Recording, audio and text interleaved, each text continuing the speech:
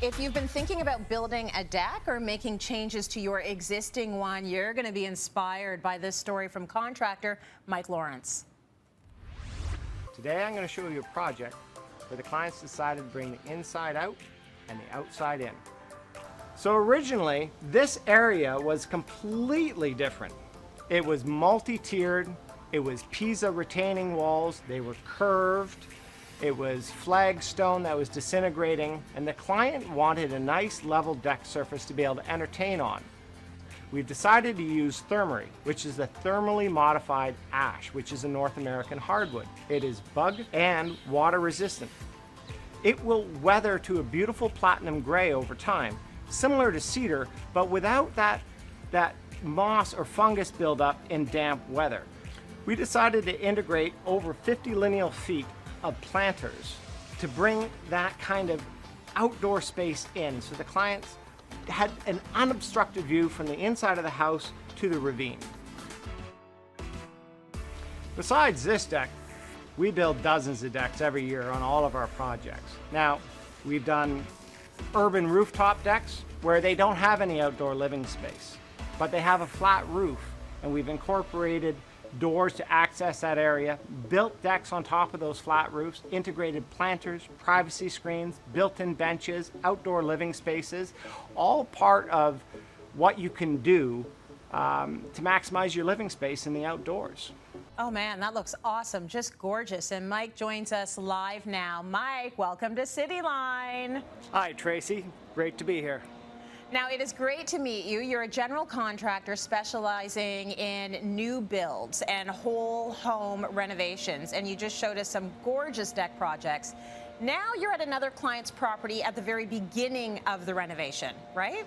That's correct. These particular clients actually bought this house sight unseen. They're from the West Coast, and they recently just moved back to Toronto. A few surprises when you see a home in reality from online. And we're here today, day 2 of the project. Okay, so that sounds like a huge job. Tell us a little bit more about it. Absolutely. So the intent of this renovation is to turn what used to be a threeplex, which was a basement apartment, the main and second floor, and a separate third dwelling, into one single-family detached home. So completely stripping the entire house from the inside out and re-envisioning all of those living spaces into one large open floor plan on the main, a larger ensuite and master bedroom on the second, more spacious rooms for the kids to be down the road, and a wide open third floor that will be a home office going out onto a brand new roof deck. Mike, what can you tell us about the back lot? Because it looks like a lot of space. There's going to be wall-to-wall windows across the back on the main floor. There's going to be a deck from side to side, a cantilevered roof overhang off the second, offering sun protection and cover for the main floor deck. Coming down to grade into an expansive deep lot. This lot on this property is actually over 150 feet deep. It's a narrow lot at 27 feet, but a great space to work with.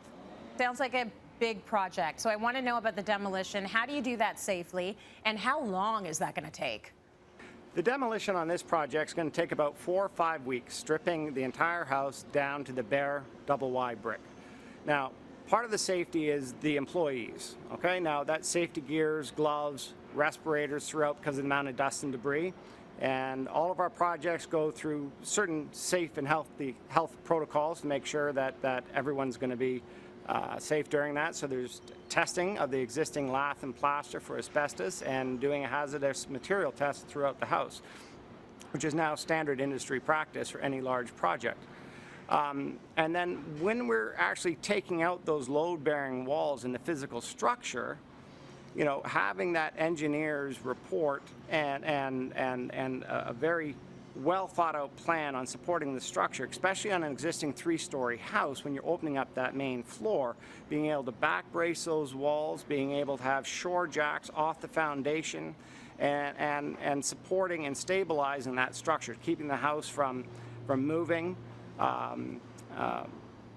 during the process is critical to ensure a safe work environment. Oh, I can imagine. Okay, what about the design process for a project of this size?